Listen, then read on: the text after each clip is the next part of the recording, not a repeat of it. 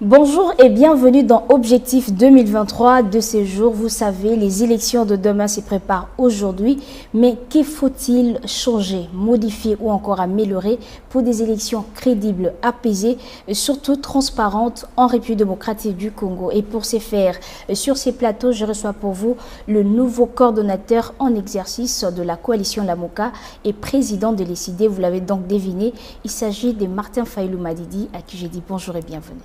Bonjour. Alors, vous évoquez à chaque sortie médiatique la crise institutionnelle, la nécessité de faire de réformes, mais quel type de réformes vous voulez exactement? On l'a dit clairement et on le répète, et Lamoka vient de le dire, il s'agit des réformes institutionnelles. Et réformes institutionnelles notamment au niveau de la loi électorale, au niveau de la loi sur la CENI. Donc ces réformes sont nécessaires pour que demain on puisse avoir les élections crédibles. Mais il y a d'autres réformes, parce qu'il y a des questions transversales, c'est-à-dire réforme de la gouvernance. Aujourd'hui, la lutte contre la corruption doit faire partie des réformes, doit faire partie des questions qui intéressent l'ensemble de la population congolaise.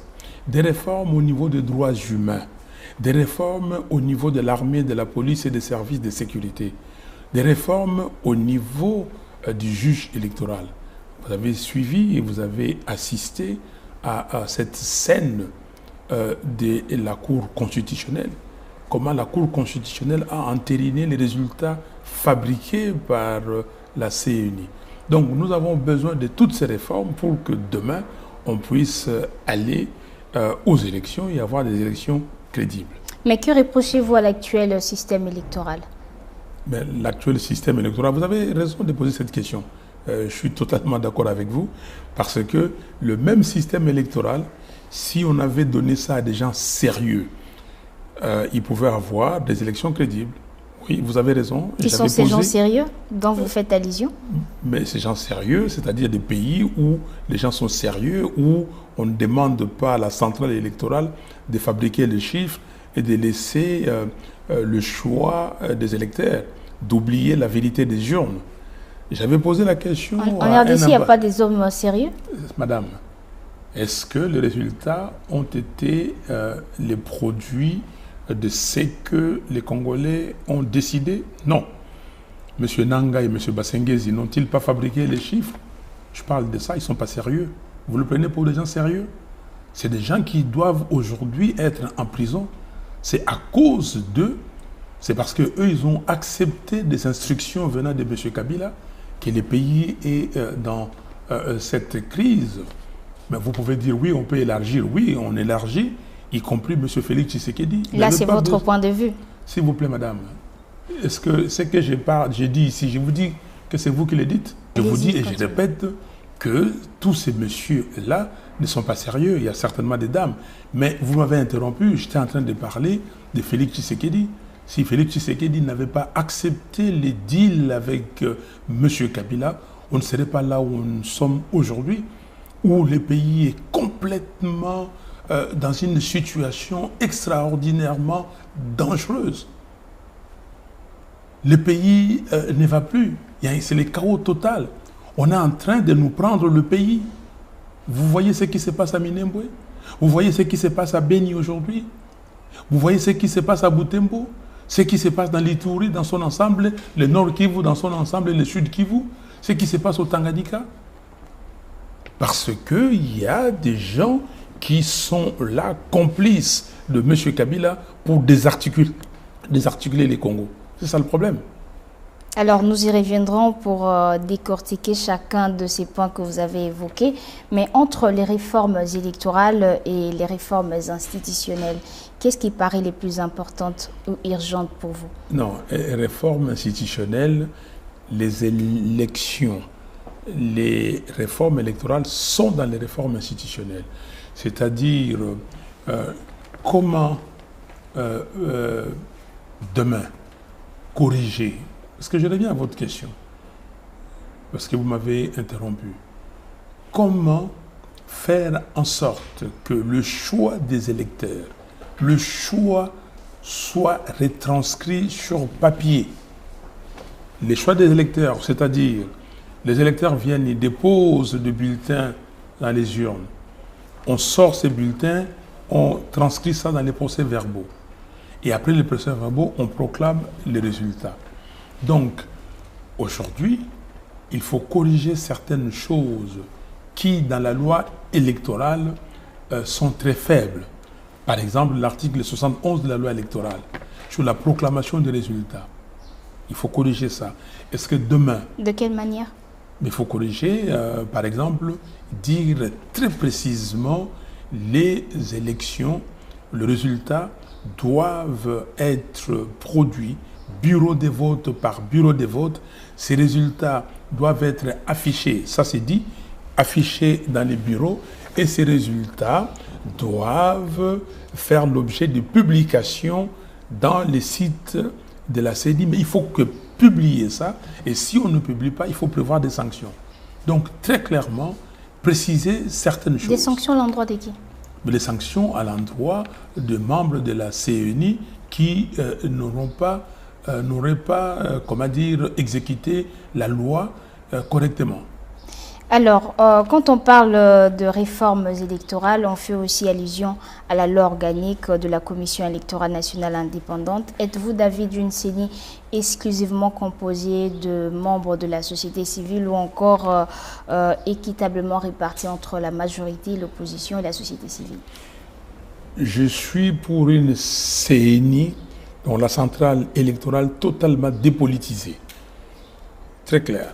Mais membre de la société civile, quelle société civile? La société civile ici est aussi partisane. Ce n'est pas une société civile neutre. Il y a des sociétés civiles, des organisations qui sont pour tel ou tel autre politicien ou politicienne.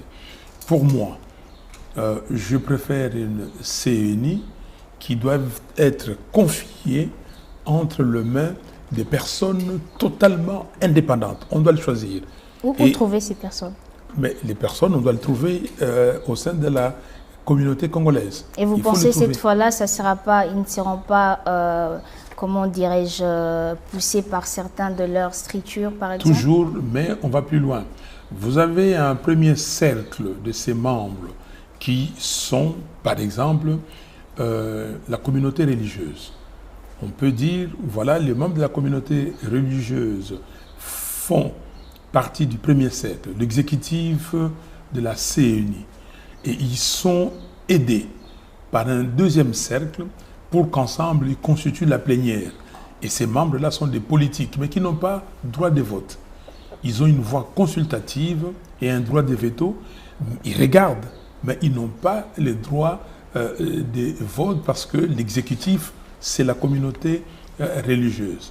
Et eux, comme ils ont un droit de regard, ils peuvent faire avancer les choses. Et par consensus, les choses peuvent avancer. Donc en ce moment-là, on dira que la CENI sera totalement dépolitisée? Oui, donc il n'y aura pas les membres des partis politiques qui sont dans l'exécutif. Dites-moi, pourquoi les rapporteurs de la CENI doivent être membres d'un parti politique? Pourquoi? Il n'y a pas de raison. Pourquoi les questeurs de la CENI ou la questeur doit être membre d'un parti politique? Mais les questeurs ou la questeur peut venir du ministère du Budget, c'est un comptable d'État, avec ses adjoints. Les rapporteurs, on peut faire appel à candidature, on prend un expert, il y a des experts, et ses adjoints. Donc, nous disons qu'il faut dépolitiser, parce qu'il y a beaucoup de gens qui pensent que c'est le lieu de s'enrichir. Comme M. Nanga et M. Bassengezi se sont enrichis sur le dos des Congolais. Ils ont dépensé près d'1 milliard de dollars.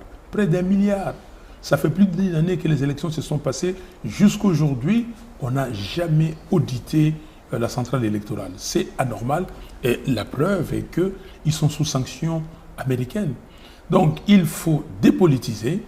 Il faut rendre les finances transparentes. Il faut rendre l'exécution, des décisions de la CENI aussi transparente. Voilà, autre chose tant réclamée pour la CENI, c'est l'audit, vous l'avez dit tantôt. L'on parle, vous l'avez aussi dit, d'1 milliard de dollars américains que la CENI aurait reçu du gouvernement pour même organiser les élections locales, municipales. Pourquoi jusque-là, il n'y a pas toujours eu audit? Votre avis? Il faut poser la question aux gens qui doivent organiser cet audit. Je demande, je réclame cet audit. Il faut qu'il y ait cet audit. On ne peut rien faire s'il n'y a pas d'audit. L'audit financier, d'abord, parce qu'il y a, comme vous le dites, près d'1 milliard qu'on a dépensé du trésor public. Mais il y a aussi l'audit opérationnel. La loi dit quoi? La loi dit qu'il y a des procès-verbaux. Après le vote, les bureaux de vote se transforment en salle de dépouillement. Et après le dépouillement, on dresse des procès-verbaux. Et ces procès-verbaux sont publiés. Et les résultats doivent être les faits des procès-verbaux. Donc, c'est la source des procès-verbaux. Et M. Nanga et M. Basengezi n'ont jamais publié les procès-verbaux. M. Nanga et M. Basengezi ont confectionné, ont fabriqué les résultats qui ont été entérinés par la Cour constitutionnelle. Et ça, je peux vous le garantir et le dire, il nous faut ça. On ne peut pas échapper. Sans quoi? Mais sans quoi, comment dire, nous continuerons à revendiquer. Nous continuons à revendiquer. Monsieur Nanga ne peut pas s'extirper comme ça et dire que bon, je m'en tire à bon compte. Non. Il doit nous dire à combien il a acheté une machine à voter. À combien? Et combien de machines il a acheté. Combien de machines ont brûlé. OK? Combien de machines ont brûlé dans les hangars ici, sur l'avenue, comment dire, comment ça s'appelle encore sur l'avenue des armées. Au commandement. Au commandement. Donc il faut qu'il nous dise combien il a acheté, qu'est-ce qu'il a acheté. Il donne un tableau comme ça avec des rubriques en des ordres de grandeur, mais qui nous doit être dans les détails. Il faut qu'on sache ça du côté de l'audit financier, de ce qu'il a fait et de ce qu'il a acheté et comment il les a achetés. Il faut qu'il nous dise la passation des marchés, c'est fait comment. Il faut qu'il nous dise. Et ça, c'est l'audit financier. Dans l'audit opérationnel, il doit nous dire, voici ce que la loi dit, voici ce que la décision ou les décisions de la CENI disent, et puis voici comment je me suis comporté. Il faut le dire. Et je suis très étonné de voir qu'il y a des gens qui se limitent à ce que Nanga a dit, à ce que la Cour constitutionnelle, même les pays étrangers, nous n'avons pas de gouvernement, nous n'avons pas d'institutions. Et c'est comme ça que je dis tout le temps que nous avons des institutions illégitimes. M. Félix Tshisekedi est non seulement illégitime, mais il est aussi illégal.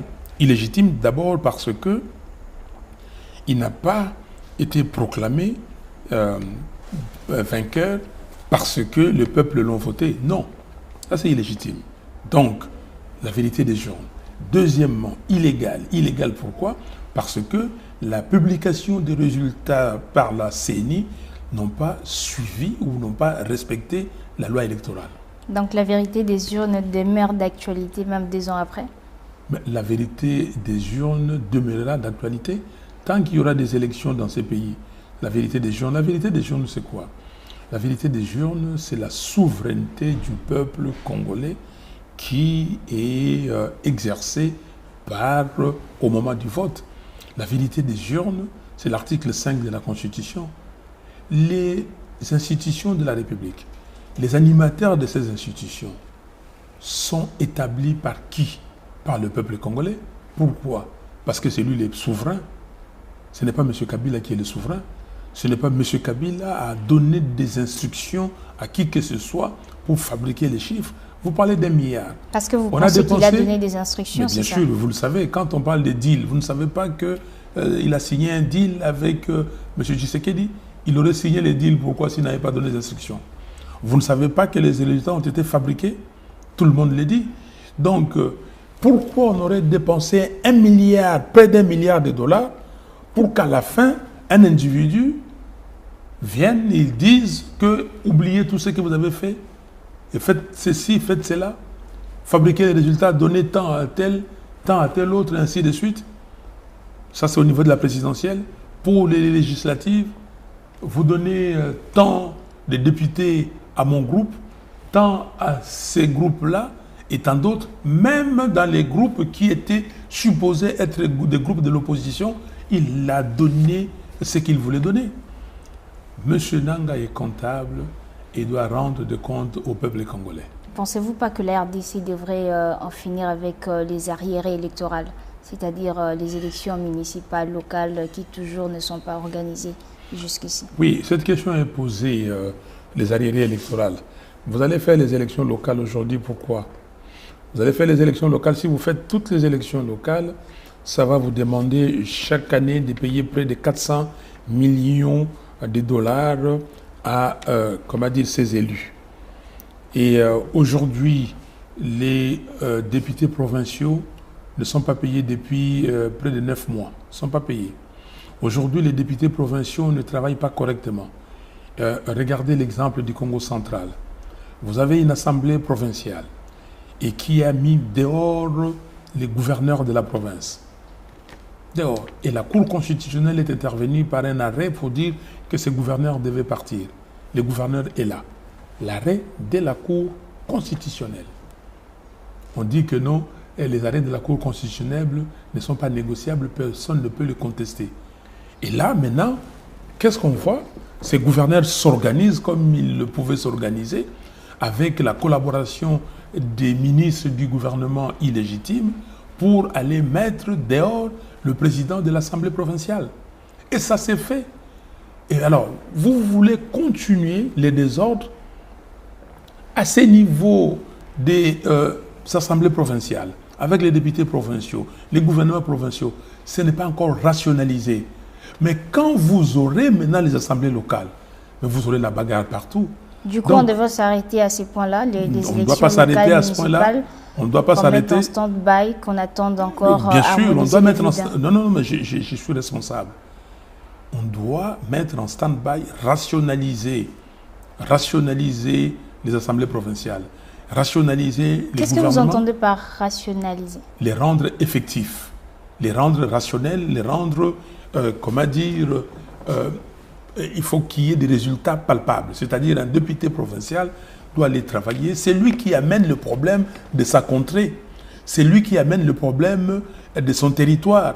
C'est lui qui vient au niveau de la province et regarde ce qu'on peut faire pour que la province aille de l'avant, pour qu'il y ait le développement de la province, pour qu'il y ait la sécurité, qu'il y ait le développement, pour qu'on commence à produire, que les entreprises viennent. Mais maintenant, à ces niveaux, aujourd'hui, les députés sont instrumentalisés. Ils sont là parce qu'il y a un gouverneur qui vole l'argent de l'État et commence à donner aux députés parce que ces députés sont affamés.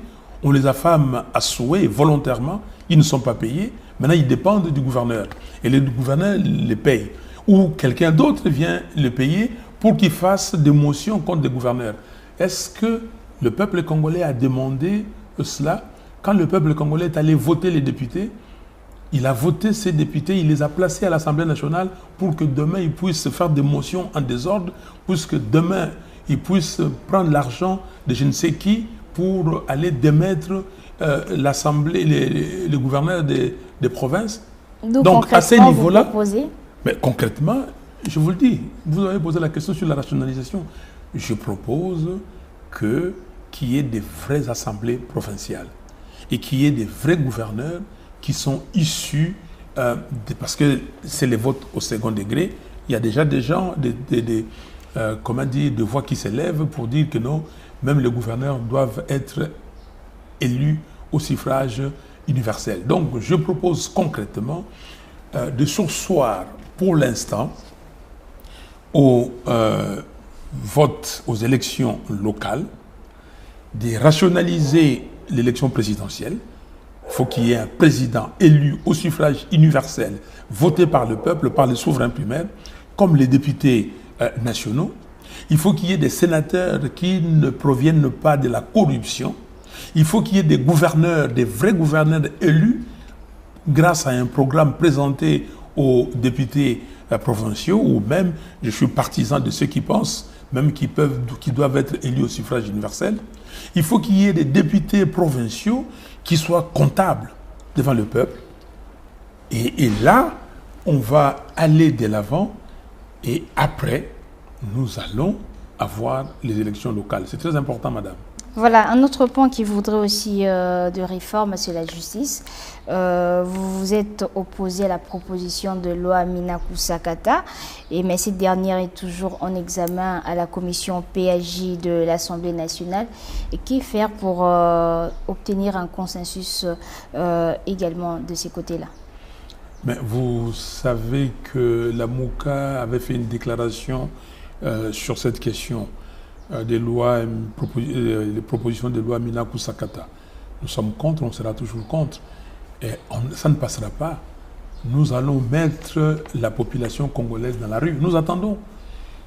Nous marchons déjà mercredi. Nous marchons les 14. Et nous marchons, et vous savez pourquoi, c'est contre la balkanisation. Nous marchons pour l'unité des Congolais. Nous marchons pour défendre l'intégrité territoriale du Congo. Mais après, nous marcherons pour dire non de nouveau à la loi, à la proposition de loi Minaku Sakata. Vous marcherez, mais vous savez que le FCC est majoritaire à l'Assemblée nationale, au Parlement. Mais bien sûr, mais est-ce que le FCC est majoritaire sociologiquement? Mais c'est pour ça que le peuple marche. Mais le peuple marche pourquoi? Pour dire non, ça ne passera pas. Je mets quiconque au défi. Ces lois ne passeront pas. Ou la loi Minaku Sakata. Vous avez la certitude donc? Mais j'ai la certitude parce que j'ai conduit la protestation la semaine du 19 au 26 janvier 2015 contre le projet de loi sur le recensement. J'ai conduit cette protestation et ça n'a pas marché. Ils l'ont, retiré. Ça ne marchera pas, comme non plus leur idée de faire élire le président de la République au second degré, c'est-à-dire par le Parlement. Tout ça, ce sont des manœuvres pour que M. Kabila reste au pouvoir. Mais ça ne marchera pas. Donc... Reste au pouvoir ou revienne... Très bien, vous avez compris la subtilité. Il est au pouvoir. Le pouvoir aujourd'hui, c'est M. Kabila qui est au pouvoir. Ce n'est pas Tshisekedi. Ce qui s'est passé à Minembwe, ce sont le M. Roubaix-Roy et ses amis qui continuent avec leur complicité avec M. Kabila pour déstabiliser les Congos. Alors, vous allez me dire, oui, M. Félix a dit qu'il suspend. Il suspend quoi? Il a suspendu le processus d'installation. C'est ça la suspension? Quand il dit que, voilà, on va mettre en place une commission composée des experts non originaires pour, regarder les limites des provinces, regarder les limites des communes ou des contrées, et deux, faire une proposition qui va, avoir l'assentiment de tout le monde. Ça veut dire quoi? Sur ces points des Minembwe, nous avons une question précise, oui. Nous y reviendrons. Mais vous avez fait une proposition de sortie des crises juste après les élections. Est-ce que cette proposition est toujours applicable, tout en sachant que plusieurs demandes de réformes sont sur table? Ah, mais je suis très content qu'il y ait plusieurs demandes, même qu'il y ait plusieurs propositions. Parce que quand j'ai mis sur la table la proposition au départ, il y a des gens qui ont dit qu'écoutez, mais de quoi ils parlent? Aujourd'hui, tout le monde constate qu'il y a réellement crise institutionnelle. Tout le monde constate qu'il y a une crise de légitimité. Et c'est pour cela qu'ils font des propositions. Donc ces propositions sont les bienvenues, mais ces propositions doivent se terminer par une rencontre paritaire pour avoir, c'est-à-dire FCC Cash et la MOUCA, très clairement, pour qu'on discute sérieusement. Il n'y a pas 36 cadres. En ce moment-là, vous pourriez discuter de la plus belle des manières? C'est-à-dire? C'est-à-dire, vous serez réunis autour d'une table? Vous avez suivi les discussions de la CENCO à fin décembre 2016. Et quand vous lisez ma proposition de sortie des crises, c'est comme ça. Après discussion entre les parties prenantes, il faut mettre en place une institution dénommée Haut Conseil national pour les réformes institutionnelles. Et ce Haut Conseil national se chargera des réformes dans les domaines ci-après, et je vous ai dit, la centrale électorale, la loi électorale, les juges du contentieux électoral, la gouvernance, notamment la corruption, l'armée, la police, la sécurité et les droits humains. Mais après la mise en place de ces structures, on ne parlera plus de tous ces problèmes que vous avez énumérés tantôt? C'est pour résoudre les problèmes qui se posent. On ne dit pas qu'on ne parlera pas de ces problèmes. Mais vous savez, la nature humaine, c'est la nature humaine. Il y a toujours des problèmes. Sinon, dans les pays comme les États-Unis, la France, l'Allemagne, on ne parlerait plus de réformes, on ne parlerait plus de rien. Si on parle, parce que ce sont les hommes et les femmes qui sont là, et des fois ils dérapent. Mais ici, les hommes et les femmes dérapent beaucoup plus. Et ils dérapent beaucoup plus sans se soucier des souverains primaires. Mais dans le pays que je viens de citer, d'abord c'est l'opinion publique. On ne peut pas faire n'importe quoi. Ici, on fait n'importe quoi. Ici, on fait gober à tout le monde n'importe quoi. On est en train de vous prendre le pays. Parce que vous avez dit qu'on va parler des minéraux. On est en train de vous prendre le pays et vous voyez et vous applaudissez. Ça, c'est très dangereux.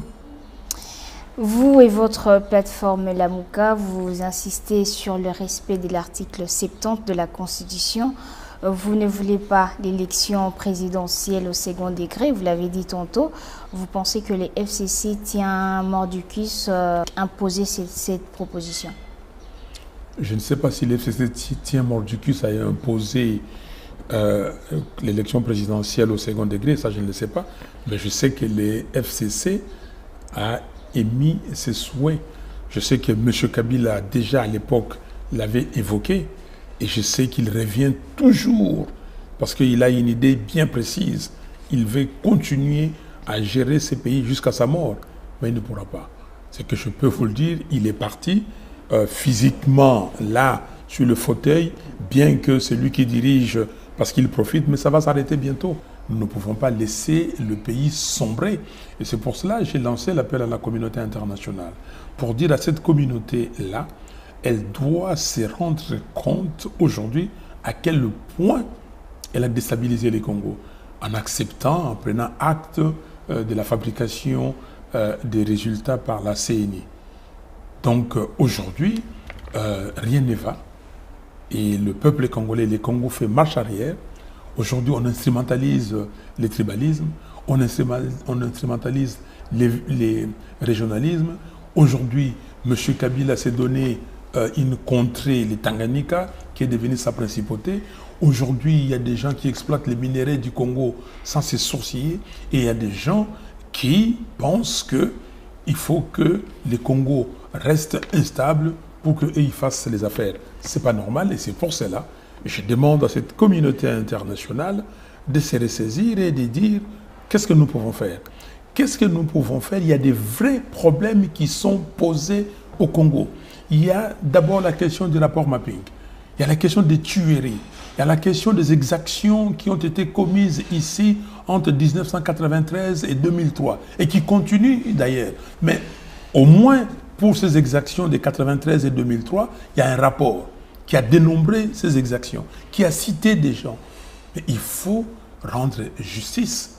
Il faut rendre justice. Il ne faut pas continuer à garder dans un tiroir, dans un bureau à New York, les rapports mapping, comme l'avait dit le prix Nobel de la paix, le docteur Mukwege. Il faut l'exhumer, il faut aller dans des procès, c'est-à-dire un tribunal. Mais vous ne pensez pas que le problème de Congolais devrait d'abord être traité ici entre Congolais et puis... Mais les problèmes des Congolais devaient être traités entre les Congolais. Qui a tué les Congolais? Le rapport mapping, vous parlez seulement des Congolais? Je ne parle pas forcément de rapport mapping. Je vais revenir. Je suis dans les rapports mapping. Exhumer les rapports mapping, créer un tribunal pénal international sur la RDC et savoir pourquoi on a tué les Congolaises et les Congolais. Pourquoi on a violé les Congolaises et les Congolais. Je dis bien les Congolaises et les Congolais. Pourquoi on a tué les enfants. Pourquoi on a enterré des femmes vivantes. Pourquoi? Donc ça, il faut le savoir. Le problème des Congolais doit être traité entre les Congolais. Bien sûr, je l'ai dit, mais des Congolais responsables. Mais ici au Congo, qui est maintenant, qui est en train de traiter ces problèmes, quand on a pris certains Congolais, on a affaibli, on a corrompu à souhait, et qui ne savent pas, ils ont perdu leur âme, ils ne sont plus rien, ils sont vidés. Et ces gens-là, ils marchent comme des papiers, hommes et femmes. Ils marchent comme des papiers. Est-ce que vous pensez que ces gens-là peuvent faire quelque chose?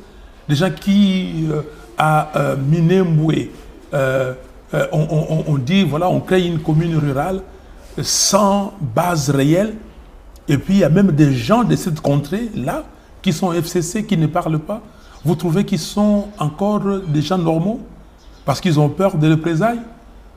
Parce qu'on dit que tel hier a dit quelque chose, on l'a tué, et ils ont peur d'être tués. Pourtant, vous êtes parmi les hommes normaux.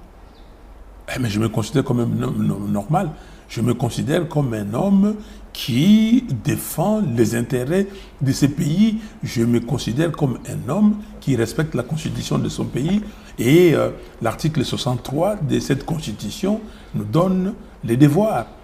Il dit que tout Congolais a les droits et les devoirs de défendre l'intégrité territoriale de son pays. Et je respecte.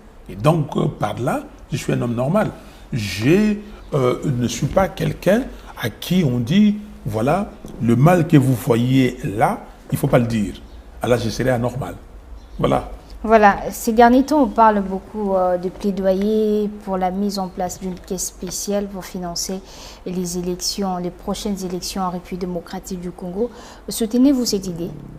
Écoutez, ça c'est des questions périphériques.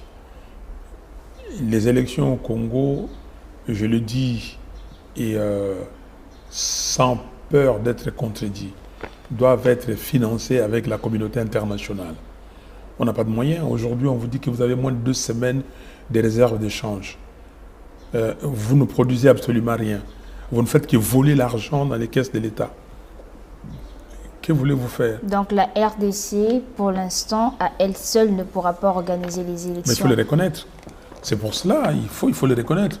Est-ce que la MONUSCO, qui est là, la mission des Nations Unies pour le Congo, pour le maintien de la paix, pour la stabilisation de la RDC, est financée par qui? Par la communauté internationale. Et pourquoi la communauté internationale finance la MONUSCO? Parce qu'il y a des sérieux problèmes. Or, le problème, la solution ultime pour les Congos, c'est les institutions crédibles, les institutions légitimes et les animateurs légitimes. Et pour avoir ces animateurs des institutions légitimes, qu'est-ce qu'il faut? Il faut des élections transparentes, crédibles. Et pour avoir ces élections, il faut de l'argent. Et il faut des équipes. On a des solutions. On peut les avoir. Il faut des équipes, pas des gens comme les Nanga, les Basengesi, qui viennent et pour se faire riches aux dépens de la population et que eux obtempèrent aux décisions d'un individu. Voilà. Doit-on revenir ou refaire usage de la machine à voter en 2023? Les experts sont en train de travailler pour la machine à voter et ils vont nous dire qu'est-ce qu'ils ont pensé de la machine à voter. Il y a les évaluations qui ont été faites. Nous avons fait notre évaluation à nous et nous savons, nous dirons un mot là-dessus. On l'a utilisé comme imprimante. Oui, nous avons accepté qu'on utilise la machine à voter comme imprimante. C'est-à-dire, vous votez et vous avez le bulletin. C'est l'imprimante. La machine vous imprime le bulletin et vous allez déposer dans l'urne. Et nous avons exigé que le résultat soit les résultats venus des sorties, des urnes. C'est ça. Et c'est ça qu'on n'a pas eu.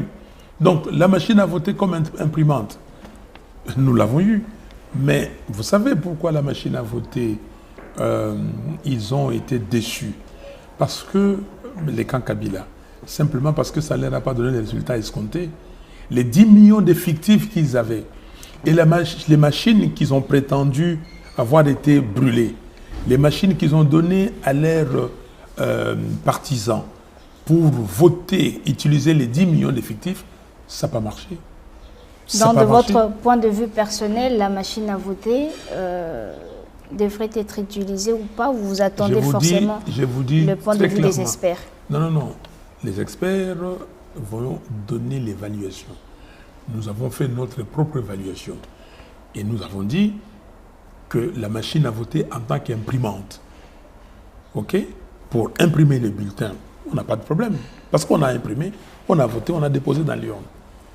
Mais est-ce que M. Bassengezi et M. Nanga ont suivi les instructions, ont suivi ce dont nous nous sommes convenus, qu'on utilise les résultats provenant des procès-verbaux? Parce qu'ils ont transféré les résultats par la machine, ce qui a été refusé et ce qu'ils ont dit qu'ils ne devaient pas faire devant la SADC, devant la communauté internationale. Nous avons eu des réunions à l'hôtel du Fleuve. Ils ont dit qu'ils ne les feront pas. Vous savez pourquoi on n'a pas signé les codes de bonne conduite? Parce que dans les codes de bonne conduite, les trois, comme ils ont appelé entre guillemets, les trois grands candidats devaient s'engager sur la façon dont ils devaient se tenir. Mais nous avons exigé aussi que la CENI signe ces codes en disant qu'elle devait publier les résultats provenant seulement des bureaux officiels, 1. Et 2, qu'il devait publier des résultats selon les procès-verbaux. Mais la CENI a fui, n'est pas revenue ce soir-là pour signer parce qu'il y avait ces deux incises. Donc aujourd'hui, la machine à voter, on peut épiloguer. Donc la machine à voter en soi ne pose pas de problème? La machine comme imprimante, je répète, ne pose pas de problème. Parce que vous avez deux façons d'imprimer le bulletin.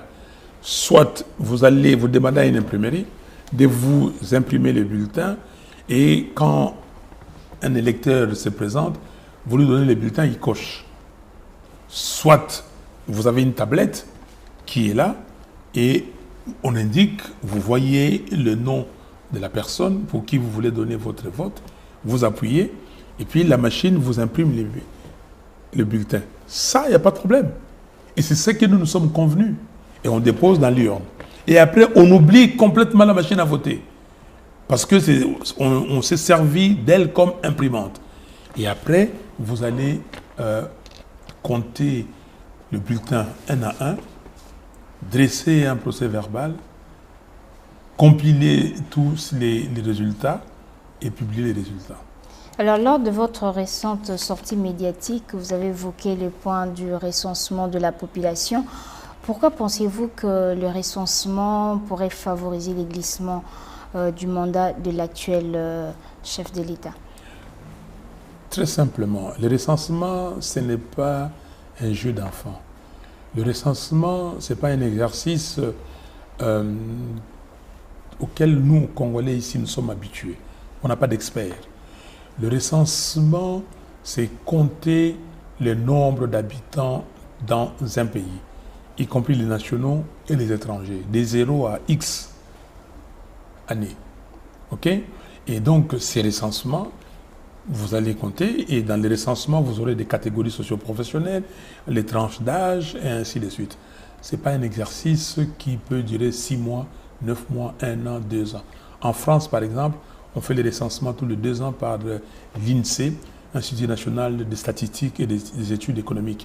Les Français ont les meilleurs mathématiciens et statisticiens du monde. Mais ils les font pour une population moindre que la nôtre, ils les font dans 5 ans. Et comment voulez-vous faire les recensements dans 2 ans, 3 ans, ici? Donc vous n'êtes pas d'accord avec... S'il vous plaît. Et puis, quel expert vous avez? Qui va faire les recensements? Le ministère du Plan? Ils ont des experts? Ils ont des moyens? L'Institut national de la statistique, INS? Est-ce qu'ils ont quelques experts, mais est-ce qu'ils en ont un nombre suffisant pour faire les recensements? Et vous allez compter qui aujourd'hui? Le pays est déstabilisé. Vous allez à Minembwe compter qui? Vous allez recenser qui à Minembwe? À Rutshuru, vous allez recenser qui? Je vous parle de rationalisation. Il faut d'abord un gouvernement légitime, des animateurs légitimes pour arranger la situation, mettre la sécurité dans ces pays. Parce qu'aujourd'hui, vous pouvez aller à Lubero et commencer à avoir des équipes pour recenser les gens. Vous pouvez aller dans toutes les contrées de Beni pour recenser les gens. Vous pouvez le faire. Vous pouvez aller à Ituri, à Irumu, À Mongolou? Mais Recenser les gens? le NIP a bien dit qu'il pourrait disponibiliser les fichiers généraux de la population plus tard en décembre 2022. Vous l'avez cru? Ces gens de l'ONU, je vous parler de Mongolou. Est-ce que vous avez parlé? Qu'est-ce qu'ils vont aller faire? Est-ce que vous pouvez, ils peuvent aller de Bukavu à Uvira, calmement, aller faire les recensements? Vous n'y croyez donc pas? Pardon? Vous n'y croyez donc pas? Mais madame, vous-même, vous devez le savoir. Aujourd'hui, les enlèvements qui se font à Goma, les enlèvements qui se font à Rutshuru, est-ce que nous avons un gouvernement? La première chose, c'est de mettre en place un gouvernement. La première chose. Alors, dites-moi, pourquoi on va arrêter avec le système d'enrôlement? Le système d'enrôlement, parce que quand vous recensez les gens, vous les recensez, vous connaissez la population.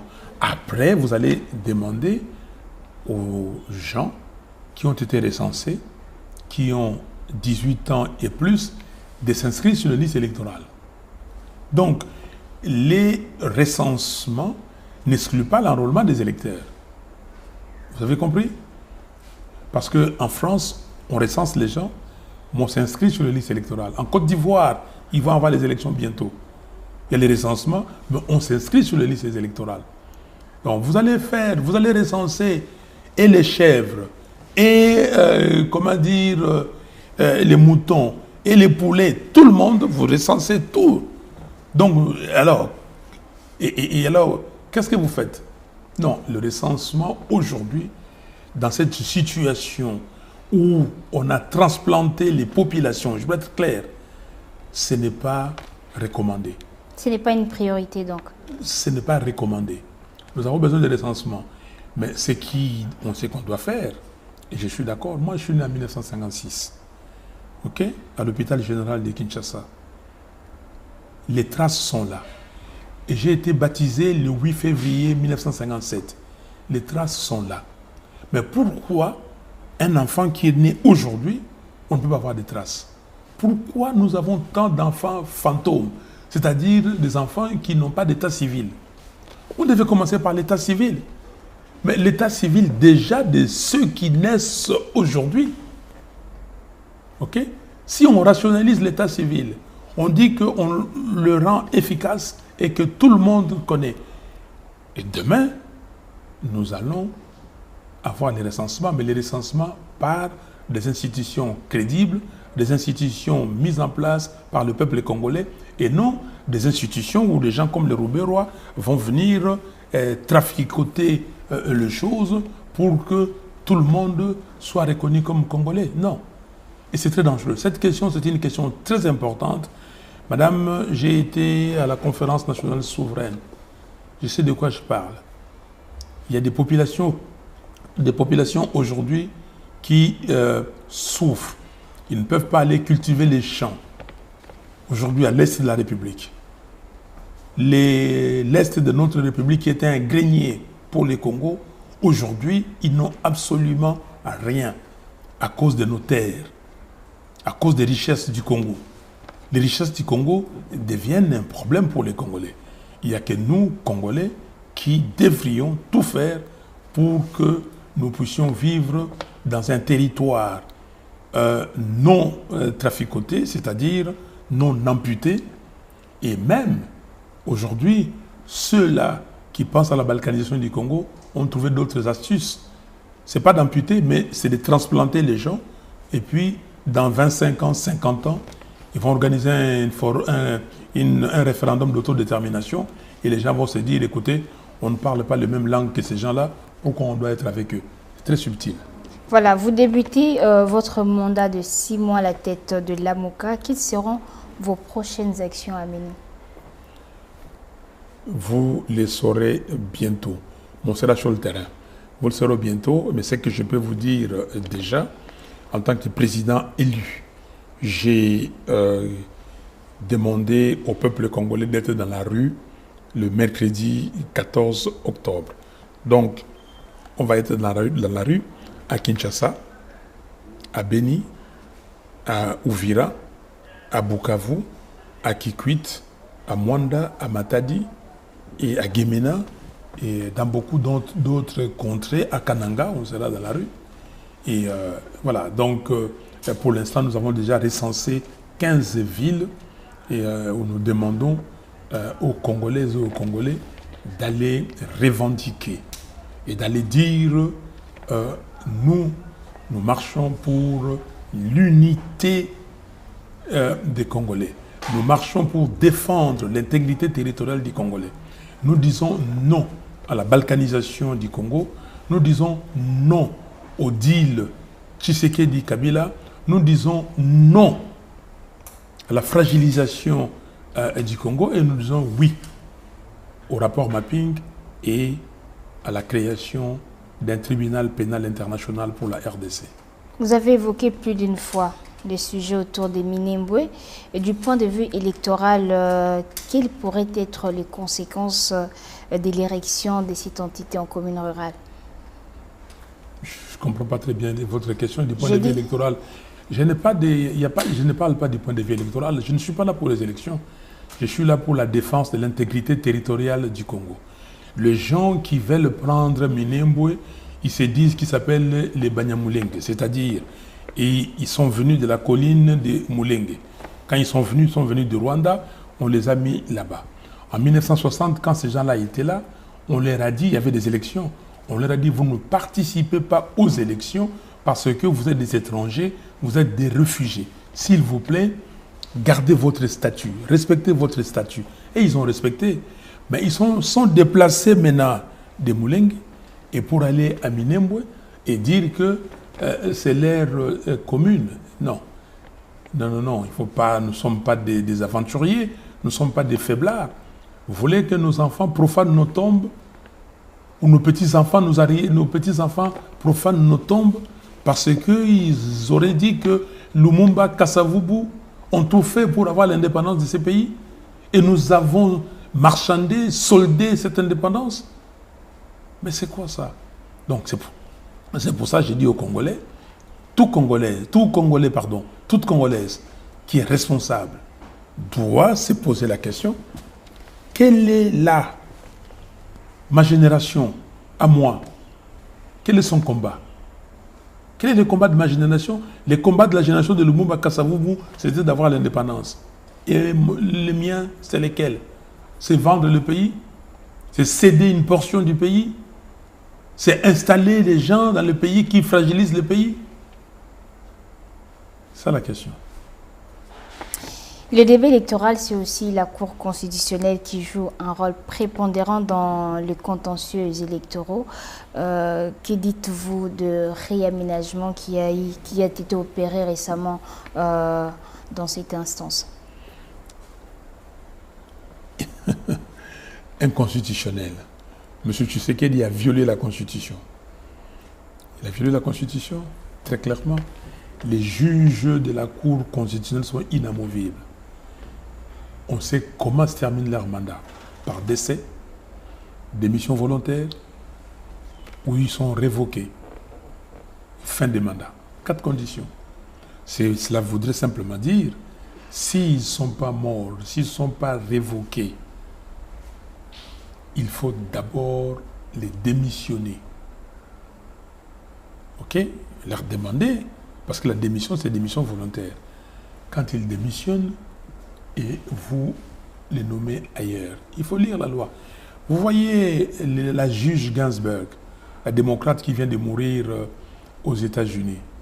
Vous savez, quand le président Obama était en fonction, et comme la juge est démocrate, le président Obama lui avait demandé de démissionner. Parce qu'elle était atteinte de cancer, malheureusement. Mais la juge a dit que non, elle continuait son travail. Elle est restée. Le président Trump est venu, il a demandé à la juge de démissionner. Elle a refusé. Elle a refusé, on a attendu jusqu'à ce qu'elle soit morte. Et là, maintenant, vous connaissez les débats, ce n'est pas notre débat ici. Mais c'est pareil. M. Tshisekedi a violé la Constitution. Et donc, on doit se taire parce que si vous dites, ah non, on dit que c'est Tambo qui va les remplacer. Mais M. Tshisekedi, quand il faisait les deals avec M. Kabila, il savait bien qu'en acceptant que Tambo Mwamba soit président du Sénat, et que s'il lui est arrivé quelque chose, parce qu'il n'est pas immortel, il est mortel, nous tous nous sommes mortels, que c'est un mot qui allait remplacer, pourquoi n'a-t-il pas dit, bon, à l'Assemblée nationale, vous avez mis Janine Mabunda, moi je mets Jean-Marc Kabound comme adjoint, mais au Sénat, laissez-moi mettre un titulaire à moi. Le débat est clair. C'est il est passible. Il est passible des hautes trahisons. C'est l'article 165. Je l'ai dit et tout haut. Il n'y a aucune influence. Personne ne peut penser qu'il m'agresse et que moi, je vais me taire. Je l'ai dit parce que c'est la Constitution. M. Tshisekedi s'est arrangé proprement avec M. Kabila pour que M. Kabila puisse avoir la CNI et que lui puisse avoir la Cour constitutionnelle. Ils font comme s'il y avait des problèmes entre eux. Effectivement, les lieutenants ne savent pas, mais eux, ils sont dans un deal. C'est un mariage. Même si j'ai qualifié ces mariages d'incestueux, c'est un mariage incestueux. Et j'ai demandé qu'il divorce si vraiment il n'est pas d'accord avec ces mariages. S'il pense qu'il devait travailler pour le peuple, il faut qu'il divorce et non de nous faire des coups bas. Et non de violer la Constitution et que les Congolais regardent, l'élite congolaise. Elle est où, cette élite? Pour dire, ah non, Fayoulou est acheté par l'FCC. Quel FCC va m'acheter? Là, donc, vous répondez aux rumeurs qui ont circulé? Mais je réponds aux gens faibles d'esprit qui ne comprennent pas exactement le rôle. Je m'adresse aux gens faibles d'esprit qui ne protègent pas la Constitution de la République. Je m'adresse aux gens qui croient que la corruption est transitive. Donc, ils croient parce qu'ils pensent que tel est corrompu, ou lui-même il est corrompu. Il dit que si moi je suis corrompu, pourquoi lui ne serait pas corrompu? Donc, rien ne peut se faire juste en respectant les textes. Je respecte les textes. Je mène le combat de la vérité des journaux, même si vous me mettez le couteau dans la gorge, vous me pointez l'arme sur la tempe.